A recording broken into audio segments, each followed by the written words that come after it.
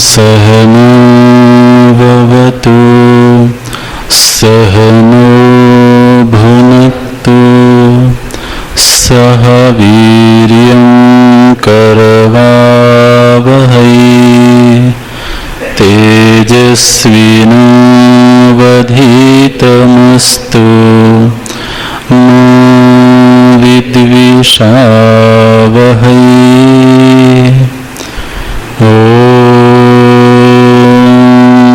शान्तिः शान्तिः शान्तिः।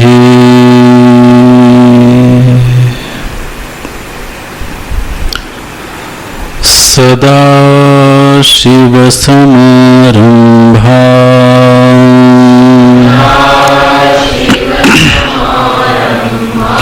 शङ्कराचार्यमध्यमाम् अस्मदाचार्यपर्यन्ताम् वन्दे गुरुपरम्पराम्।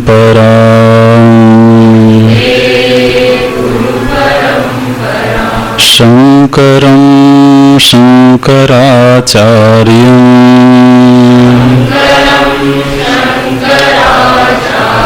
केशवं बादरायणं सूत्रभाष्यकृतौ वन्दे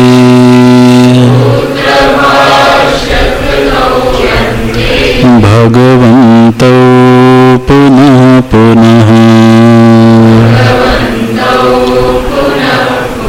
भगवन्तौ पुनः पुनः।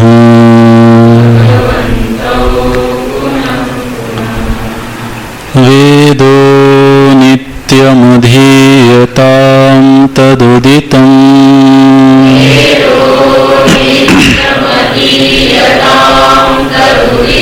कर्मस्वनुष्ठीयताम्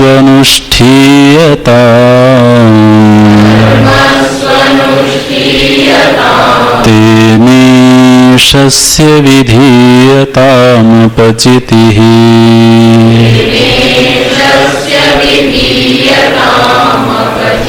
काम्येमतिस्त्यज्यताम्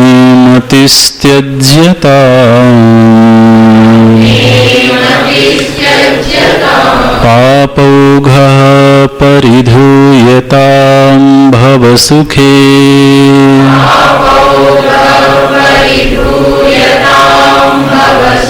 दोषोऽनुसन्धीयताम्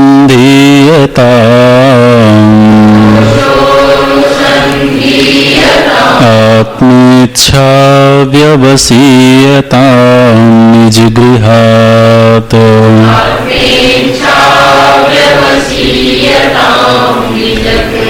तूर्णं विनिर्गम्यताम्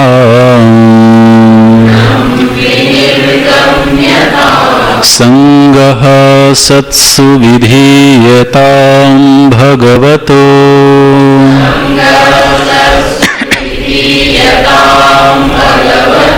भक्तिर्दृढाधीयताम् शान्त्यादिः परिचीयतां दृढतरम्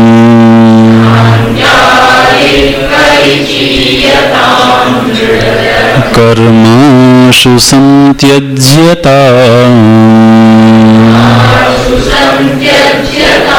सद्विद्वानुपसर्प्यतां प्रतिदिनम्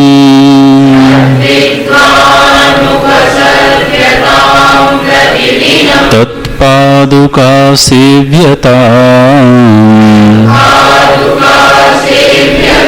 ब्रह्मैकाक्षरमर्थ्यतां श्रुतिशिरो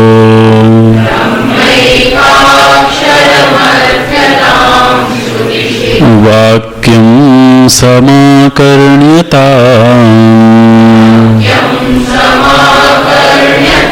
वाक्यं समाकर्ण्यताम्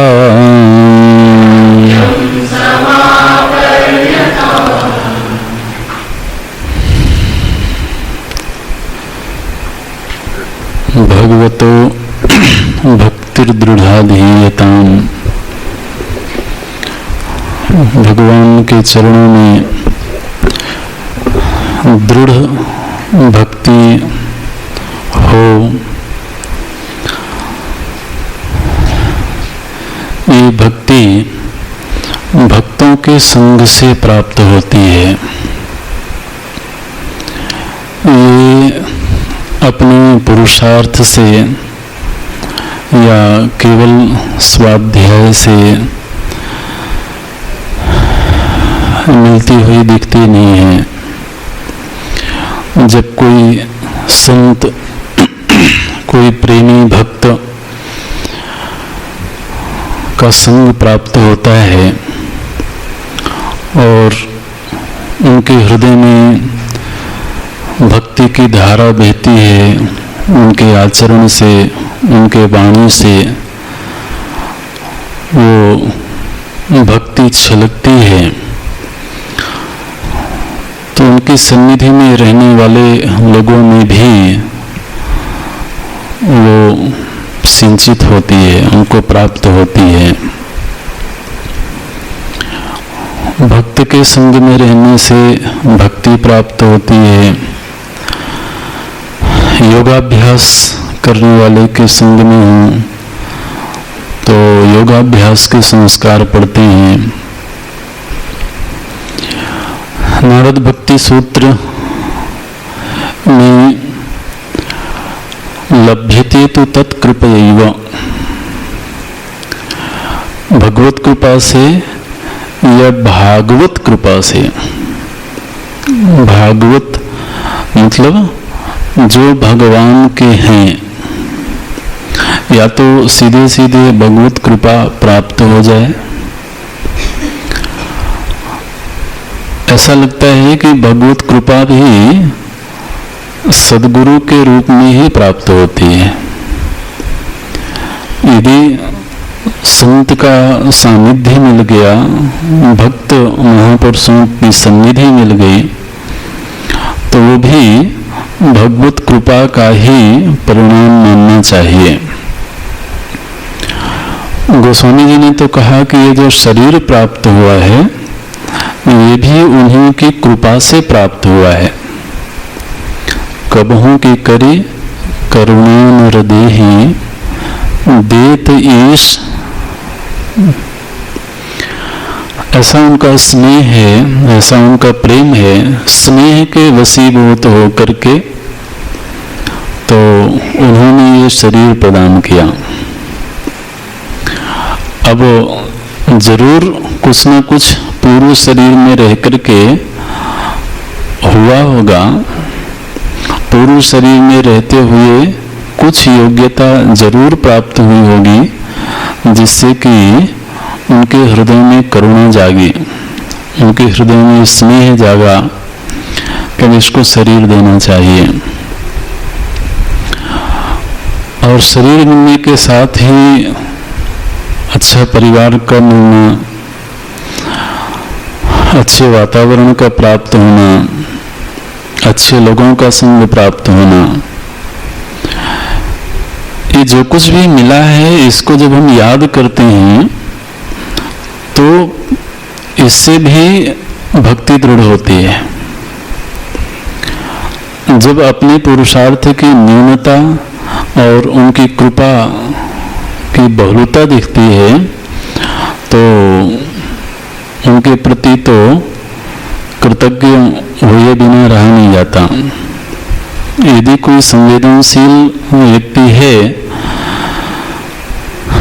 कृतज्ञ है, तो उसके हृदय में भक्ति आएगी। उसको लगेगा कि जितना कुछ मिला है उसमें हमारा कोई बहुत बड़ा योगदान नहीं है, और जो उनके अपने हो गए हैं उनका संग मिल जाना, ये तो साक्षात ही भगवत कृपा दिखती है। हम लोग जब पूजा करते हैं, उनके सम्मुख आत्म निवेदन करते हैं, तो प्रायः दुनियावी चीजें तो मांगते हैं,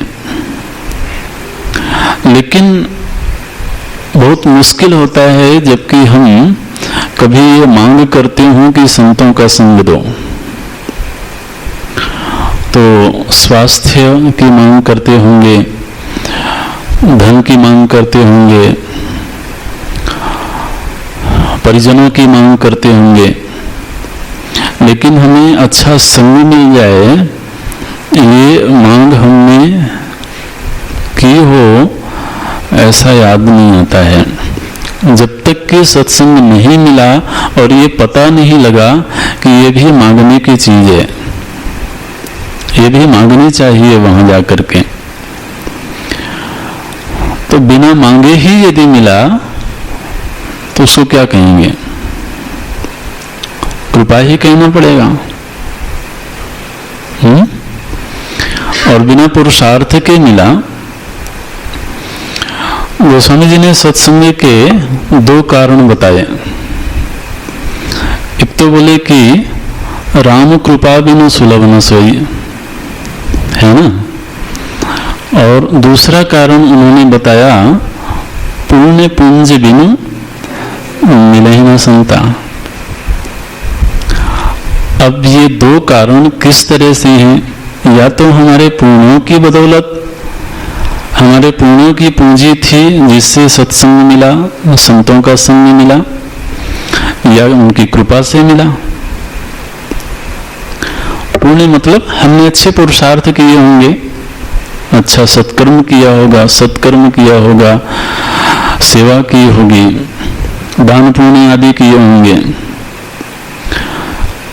तब इनमें किसको सत्य माना जाए? क्योंकि कृपा का मतलब तो ये होता है कि जो निर्नैमित्तिक प्राप्त हो, कृपा उसी को कहेंगे ना।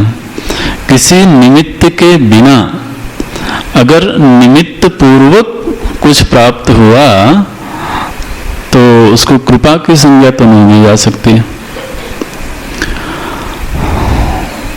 कृपा निर्नैमित्तिक है। और दूसरी तरफ कहते हैं कि पुण्यों की पूंजी थी इसलिए प्राप्त हुआ। अब इनमें किसको सच माना जाए? बोले दोनों सच हैं। किस तरह से? तो बाहर संयोग बना ये कृपा है, और संयोग बन जाने के बाद मन उसमें लग गया, मन में और उत्साह जगने लगा, ये पुण्य से हुआ। क्योंकि पाप और पुण्यों से अंतःकरण का भी निर्माण होता है, अंतःकरण की प्रकृति का भी निर्माण होता है। तो बाहर संग मिल जाने के बाद ऐसा जरूरी नहीं है कि उस संग से हम प्रभावित हो रहे हैं या उसका हम लाभ ले रहे हैं, उसमें आनंद आ रहा है और उत्साह बढ़ रहा है। कई बार तो हम लोग जब शहर में होते हैं तो सत्संगों का आयोजन होता है, ज्ञान यज्ञों का आयोजन होता है, लोग जबरदस्ती निमंत्रण कार्ड दे करके अपने संगी साथियों को थोड़ा सा इमोशनल ब्लैकमेल करके भी कि देखो आप नहीं आओगे तो फिर आपके कार्यक्रम में हम भी नहीं आएंगे, तो ऐसे आमंत्रित करते हैं। तो किसी का मन रखने के लिए, व्यवहार का निर्वहन करने के लिए कदाचित आ भी जाएं, लेकिन आ जाने पर सबका मन लग जाए ऐसा जरूरी नहीं होता है। किसी किसी का लग भी जाता है, और किसी के घर के बगल में ही सत्संग हो रहा हो तो कोई उत्साहित भी हो सकता है, और संभव है कि कोई परेशान भी हो, इनके पास और कुछ काम धाम तो है नहीं, तो शोर करने के लिए चले आते हैं। ऐसा भी किसी के मन में विचार आ जाए। तो ये जो एक आयोजन हो रहा है, एक संयोग प्राप्त हुआ है, उस संयोग के संदर्भ में हर व्यक्ति के अंतःकरण में पृथक पृथक जो प्रतिक्रिया हो रही है, उसका हेतु क्या है?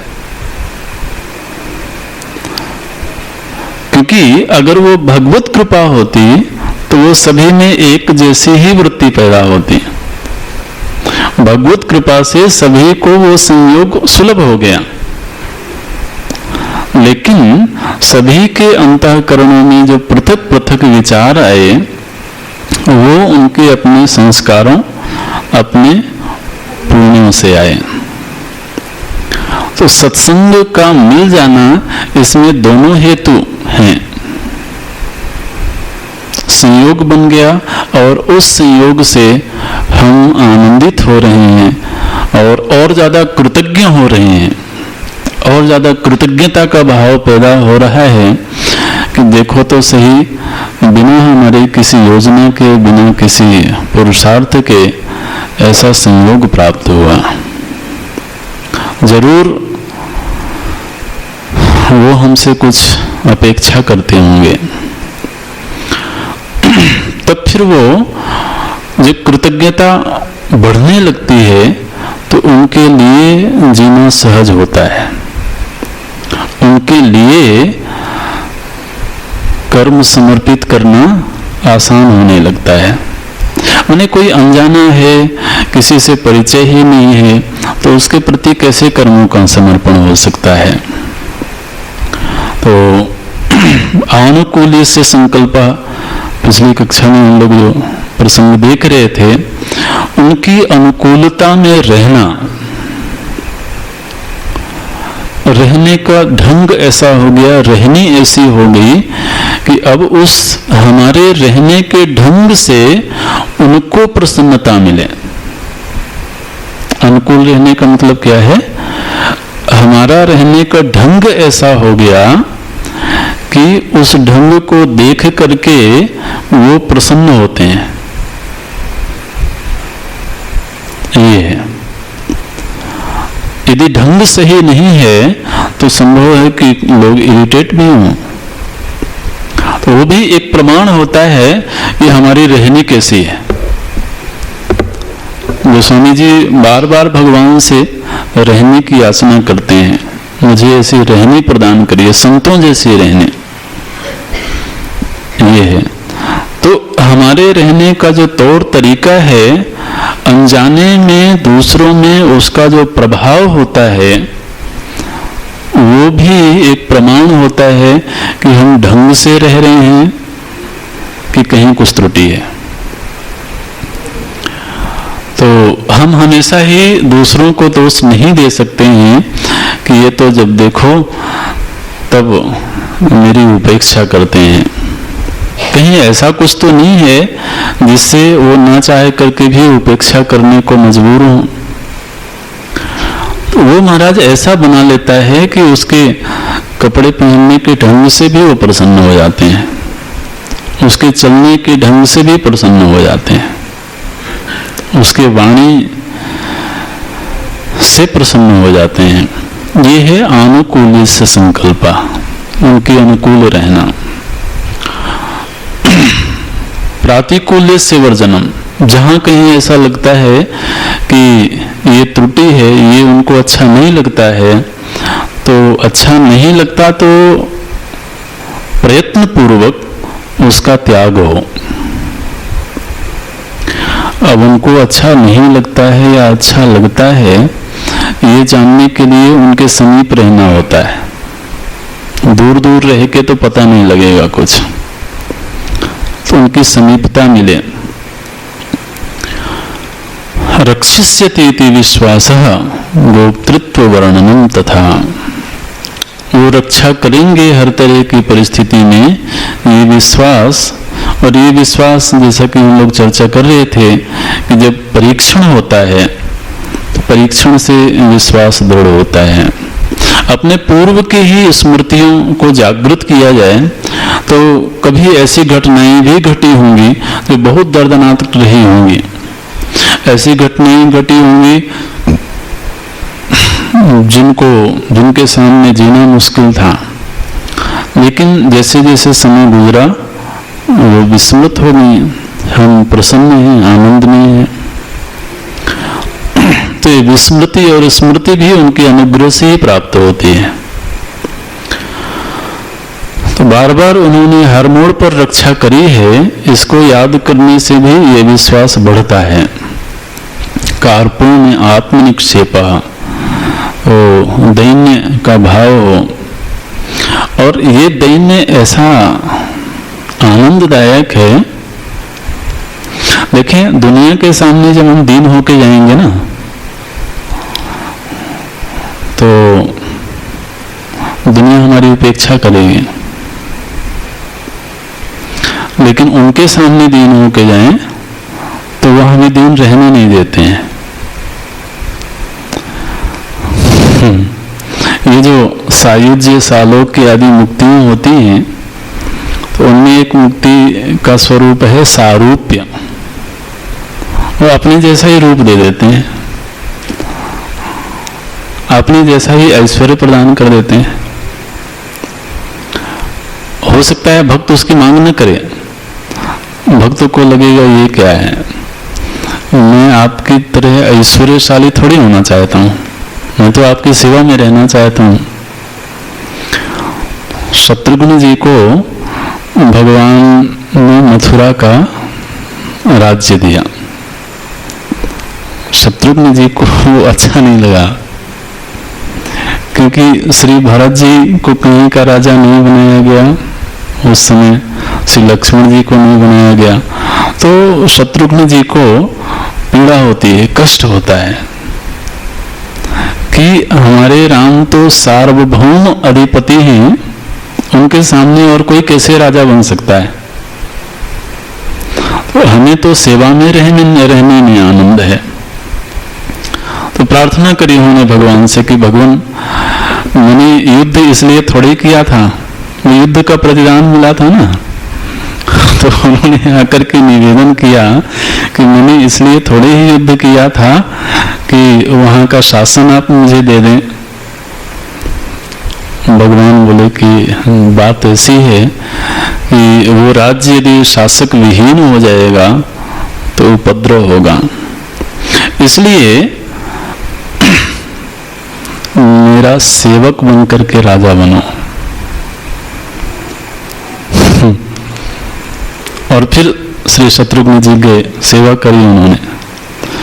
तो यदि उन्होंने राजा बनाया है, राजा बना करके हमसे सेवा लेना चाहते हैं, तो उसके लिए भी तैयार हैं। श्री प्रहलाद जी को साम्राज्य दिया गया, ध्रुव जी को दिया गया, यद्यपि वो चाहते नहीं थे। तो प्रभु जी ने कहा कि कोई नहीं, ये भी एक तरह की सेवा है। विभीषण जी ने तो लंका का राज्य सौंप दिया था भगवान को। भगवान बोले अब मेरा सेवक बन करके तुम वहां का शासन करो। तो भक्ति की ये भी जिद नहीं होती है कि नहीं, मैं तो इस ढंग से ही सेवा करूंगा। आपको जिस ढंग से मुझसे सेवा लेना है, मैं वैसे ही प्रस्तुत हूं। ऐसी दृढ़ भक्ति हो जाए, ऐसा दृढ़ समर्पण हो जाए, ये भगवान भाष्यकार यूं कहते हैं, भगवतो भक्ति दृढ़ाधीयताम।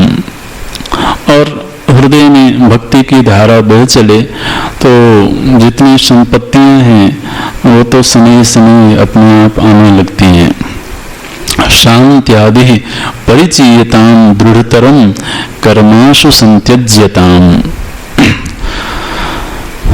दीर्घ काल के बाद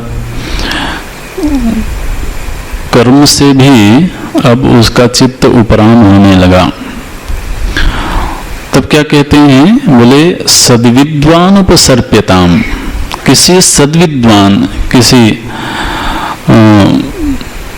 श्रोत्रिय ब्रह्मनिष्ठ संत की सन्निधि में जाकर के उनकी सेवा की जाए। ध्यान रखें, इसके पहले भी ये प्रसंग आया है, संग सत्सु विधीयताम, और पुनः ये प्रसंग आ रहा है सद्विद्वान उपसर्प्यताम। इनमें थोड़ा सा अंतर है। सत्संग एक सामान्य प्रसंग होता है जहां पर जो भी संत मिले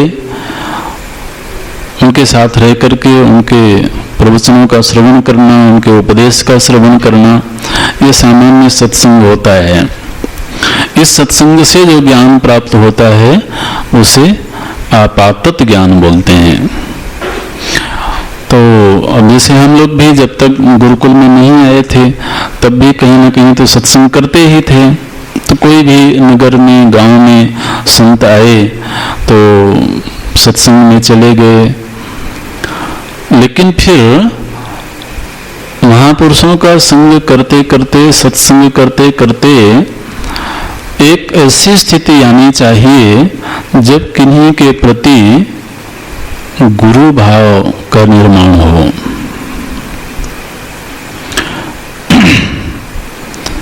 किन्हीं संत के प्रति जिनके वचन, जिनका रहन सहन हमें प्रभावित करता है, तो फिर उनके प्रति गुरु भाव पैदा हो, ये बहुत जरूरी है।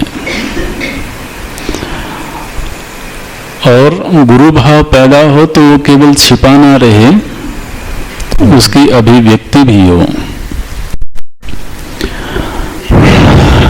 अपने आचरण से, अपने व्यवहार से, अपनी वाणी से ऐसी अभिव्यक्ति भी हो कि अब हम आपकी शरण में हैं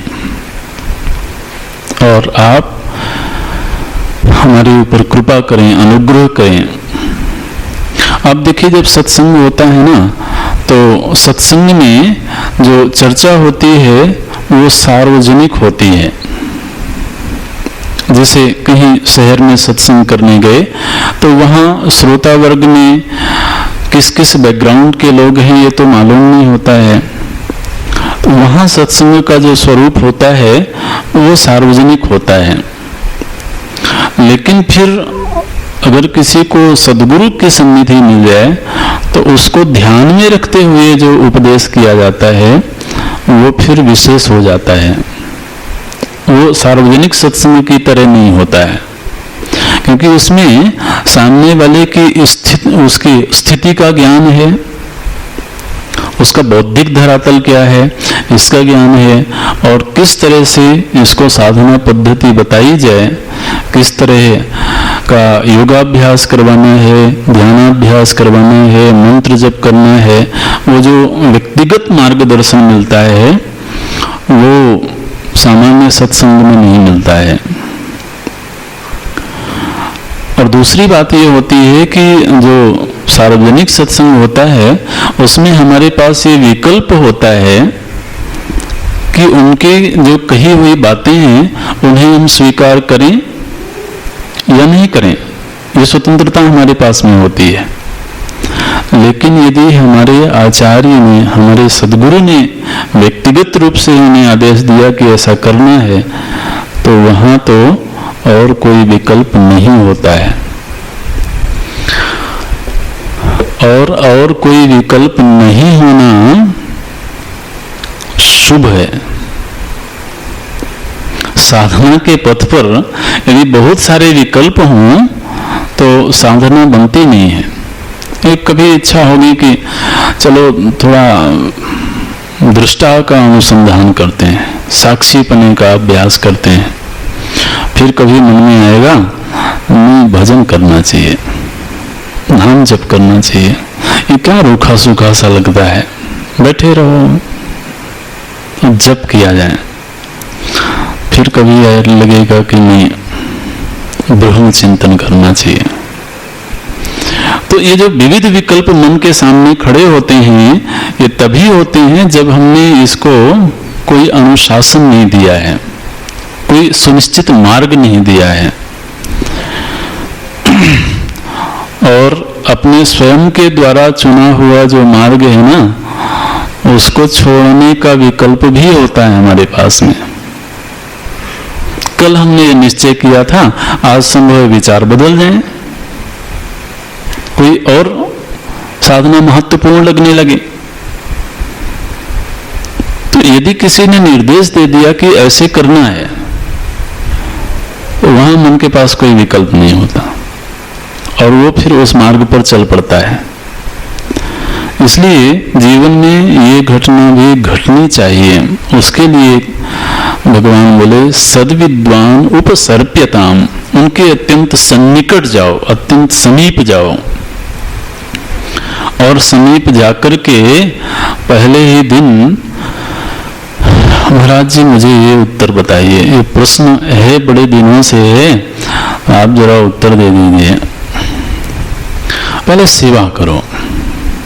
क्या कहते हैं, अगला ही वाक्य है तत्पादुका सेव्यताम, पादुकाओं का सेवन हो, पादुकाओं की सेवा हो, क्योंकि सेवा से ही उनके अंतःकरण में वात्सल्य का जागरण होता है और वात्सल्य के वशीभूत होकर के जब वो हमारे ऊपर अनुग्रह करते हैं तो वो बहुत मंगलमय है साधक जीवन में। मतलब बहुत सारे लोग हैं सेवा करने वाले, ऐसी हमारी कोई जरूरत थोड़ी है। बहुत सारे लोग होंगे लेकिन फिर भी हमारी जरूरत है हमारे अपने लिए। जब तक सेवा नहीं होती है तब तक निकटता प्राप्त नहीं होती है। एक जो दूरी है, जो डिस्टेंस है, वो बरकरार रहता है। कहने को हम चाहे भले एक ही स्थान पर रहते हों, एक ही आश्रम में रहते हों, लेकिन सेवा के बिना जो सामीप्य है वो सुलभ नहीं होता है। और वो हमारी कमजोरियों को जानते हैं। अगर एक स्थान पर भी रहते हों तो धीरे धीरे करके हमारे आचरण से वो हमारी कमजोरियां तो जान जाते हैं, लेकिन वो कई बार अभिव्यक्त नहीं करते क्योंकि हमने वो अधिकार नहीं दिया है। तो आप देखिए गृहस्थ जीवन में भी तो जब बच्चे बड़े हो जाते हैं और वो ऐसा जताने लगे कि अब हम बड़े हो गए हैं, अब आपके शासन की आवश्यकता नहीं है, तो माँ बाप चाह करके भी उनका मार्गदर्शन नहीं कर पाते। ठीक ऐसे ही सद्गुरु की सन्निधि जब तक ना मिली हो, उनकी सेवा ना हो, अच्छा हमारी सेवा की उन्हें जरूरत है ऐसा नहीं है। सेवा करना हमारी जरूरत है, तो सेवा होनी चाहिए, सन्निधि मिलनी चाहिए, संबंध बनना चाहिए। सन्निधि में संबंध भी प्रगाढ़ होता है और धीरे धीरे करके कभी ऐसा अवसर आ जाए कि वो हमें डांट सकें, हमें आगाह कर सकें कि देखो यहाँ गलती कर रहे हो।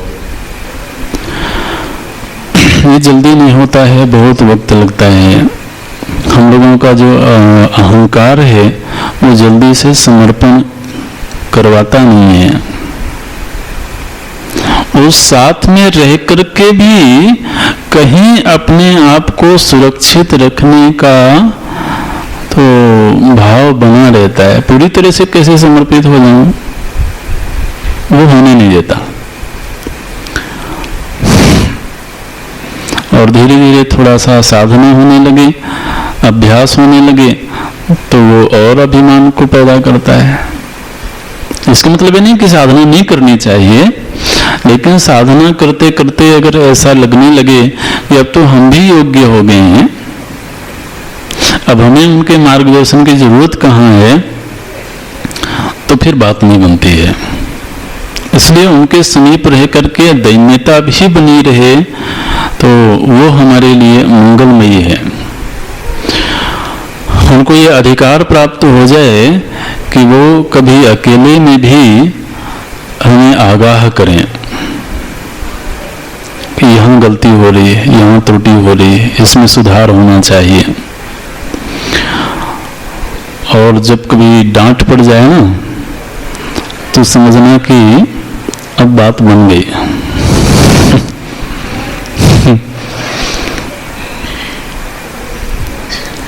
अब कुछ ठीक होने लगा है, उनके हृदय में जगह मिल गई। तो ये संकेत हैं, ये कुछ प्रमाण हैं। उसके लिए भगवान बोले सद विद्वान उपसर्प्यताम प्रतिदिनम। अच्छा, कभी कभी नहीं, ये नैमित्तिक नहीं है। देखिए क्या शब्द प्रयोग करते हैं, प्रतिदिनम। ये नित्य है, नैमित्तिक नहीं। कभी कभी अवसर आया तो कर लिया, कभी मूड हुआ तो कर लिया, ये कभी अस्वस्थ हो गए या कोई ऐसी परिस्थिति बन गई तो चलो भाई कर लेते हैं। किसी ने ड्यूटी लगा दी, यहाँ ड्यूटी भी नहीं लगती। ये सेवा ऐसी है जो ड्यूटी लगाने वाली सेवा नहीं है। ड्यूटी लगाने वाली सेवा अलग है।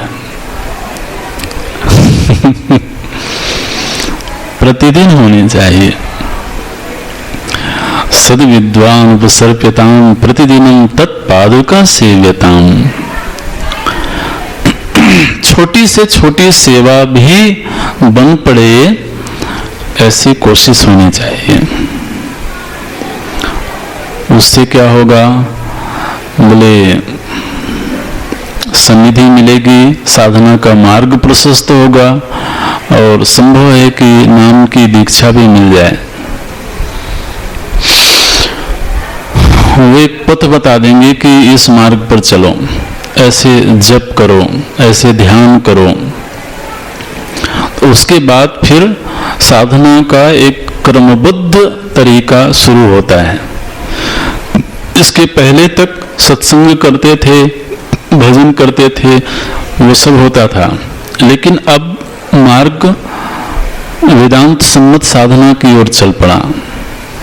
तो उसके लिए क्या कहते हैं, ब्रह्मैकाक्षर मर्थ्यताम। ब्रह्म एक अक्षर का अर्थ होता है ओम, ओंकार, प्रणव। बोले प्रणव का अभ्यास शुरू कर दो, प्रणव का जप शुरू कर दो। अपनी मुख्य बात क्या है, नाम जप की साधना शुरू हो जानी चाहिए, नाम का आश्रय प्राप्त हो जाना चाहिए। ब्रह्मैकाक्षर मर्थ्यताम, ब्रह्मैकाक्षरम अर्थ्यताम। अर्थ का चिंतन हो और जप हो। अर्थ का चिंतन तो अगले कदम में आएगा, लेकिन यहाँ पर मुख्य रूप से ये समझना है कि जप होना चाहिए, दीर्घ उच्चारण होना चाहिए। जैसे कि अगर ओम के उच्चारण की ही बात करें तो इसके उच्चारण की भी एक शैली होती है, एक पद्धति होती है। किसी भी प्रकार से उच्चारण किया जाए ऐसे नहीं। तो जैसे शंखद ध्वनि होती है, शंखद ध्वनि होती है ना, शुरू में तीव्र होती है, फिर धीरे धीरे धीरे धीरे करके वो उसकी ध्वनि कम होती जाती है, या घंटानाद होता है। तो ऐसे ही ओम का उच्चारण हो। अगर वैखरी वाणी से उच्चारण हो रहा है तो इस तरह से होना चाहिए, नाभि से वो ध्वनि उठे और धीरे धीरे करके मूर्धा तक जाए, ऊर्ध्वगामी हो। ऐसे ओम का सतत अभ्यास हो, जितना भी समय हो उस समय में ये अभ्यास होना चाहिए। या हमने और भी कोई यदि नाम चुना है या हमें प्राप्त हुआ है तो उसे भी ले लेना। ऐसा जरूरी नहीं है कि अब हमने तो इस नाम का अभ्यास किया है अब तक और अब यहाँ से ओम के अभ्यास की बात कही जा रही है, ऐसी कोई बात नहीं है। अगर पूर्वाभ्यास हो रहा है तो उस अभ्यास को और बढ़ा देना चाहिए। और वो जिनका नाम है उनकी स्मृति भी जागृत रहे तो वो और ज्यादा प्रभावी हो जाता है। कभी कभी तो ऐसा होता है कि नाम जब चल रहा है, मुनि राम कहीं और भी भ्रमण कर रहे हैं, तो वो क्या बोलते हैं, एक मजदूरी पूरी हो गई, इतने समय तक 10 बजे से 2 बजे तक का था, काम पूरा हो गया, 2 बजे से 15 मिनट पहले ही बंद कर दिया। तो ऐसा नहीं, मजदूरी और मजबूरी नहीं होनी चाहिए, उसमें नित्य उत्साह बढ़े, स्मृति में उनका स्वरूप हो, उनका ध्यान हो और वाणी से जप हो रहा हो, तो उसका प्रभाव बढ़ जाता है। अच्छा, जप के तो अनेक प्रभाव हैं, अलग से ही जप का प्रसंग तो आप श्रवण करेंगे आगे के प्रसंगों में, लेकिन इसके कई तरह के प्रभाव हैं। पहला तो यह है कि यदि व्यक्ति कोशिश करे तो मन एकाग्र होने लगता है, मन एक ही विषय में बंधने लगता है, एक निष्ठ होने लगता है, उसमें भी जप बड़ा उपकारी है। और जिनका हम जप कर रहे हैं उनके प्रति प्रेम भी नित्य प्रति बढ़ता है। यदि पूरे मनोयोग से जप हो रहा हो तो ऐसा अनुभव होता है कि नित्य थोड़ा सा नजदीकी बढ़ जाती है। एक संत ने जप का बड़ा सुंदर प्रसंग बताया, रहस्य बताया। बोले जब कोई व्यक्ति माला जप कर रहा हो तो ये भी भजन का एक ढंग है, एक तरीका है, भाव के संवर्धन का तरीका है। बोले जब वो माला जप कर रहा हो तो उसमें क्या होता है कि हर मन का आगे से पीछे की ओर जाता है ना। तो हर मनका में हम आगे जाते हैं, फिर आगे जाते हैं, फिर आगे जाते हैं। तो उन्होंने कहा कि उस समय ऐसा चिंतन करना चाहिए कि मैं एक एक कदम उनके समीप जा रहा हूं, मानो कि वो मंदिर में विराजमान हैं और जैसे एक एक मन का हम पकड़ते हैं वैसे वैसे एक एक कदम और उनकी ओर बढ़ रहा है। ऐसा भाव लेकर के तो जप होना चाहिए। अभी भाव छोटा सा है लेकिन ये मन को वहां बांध देगा, एकाग्र कर देगा, और जिनकी ओर जा रहे हैं उनकी स्मृति भी प्रगाढ़ होगी। उनकी जो छवि है, उनकी जो झांकी है वो चित्त में जागृत रहेगी। तो उसमें फिर गिनती करने की जरूरत नहीं पड़ेगी कहीं पूरा हुआ कि नहीं हुआ, तो गिनती की नहीं। फिर तो वो भाव बढ़ेगा तो ये भी भूल जाएगी कि हमने कितनी गणना का निश्चय किया था। अब कौन गणना करे बार बार? कोई गणना करने के लिए थोड़ी भजन कर रहे हैं, ये तो भाव बढ़े इसके लिए जप हो रहा है, भजन हो रहा है, उसमें फिर गणना की कोई बहुत जरूरत नहीं रहती है। कई बार तो हमने देखा महाराज लोग नोटबुक रखते हैं, तो आज इतनी माला हुई है, फिर आज इतनी माला हुई है, क्योंकि बाद में साल भर बाद बताना होगा कि हमने इतने लाख जप किया है, इतने करोड़ जप किया है। तो वो गणना ठीक है, चलो इसी बहाने जप हो रहा है, ठीक है, लेकिन फिर साधक की वृत्ति ऐसी नहीं होती है। गिनती करने, गणित लगाने में वो बहुत रुचि नहीं रखता है। भाव बढ़ना चाहिए, ये प्रधान बात है।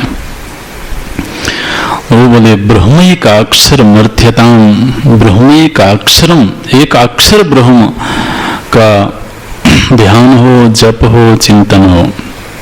और फिर आगे बोले अब वेदांत सुनना शुरू कर दो।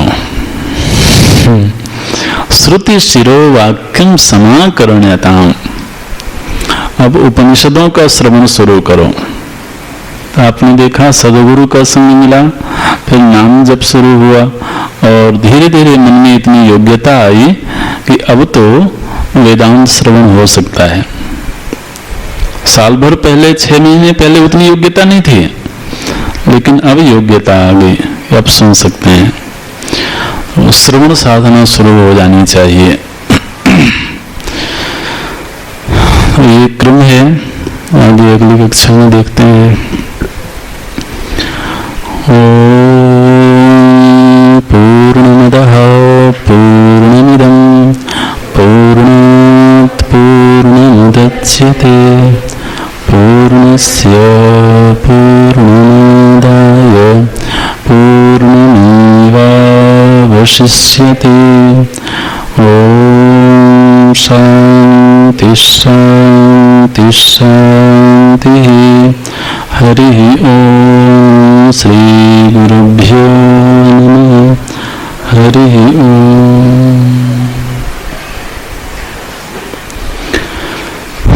कल छुट्टी है।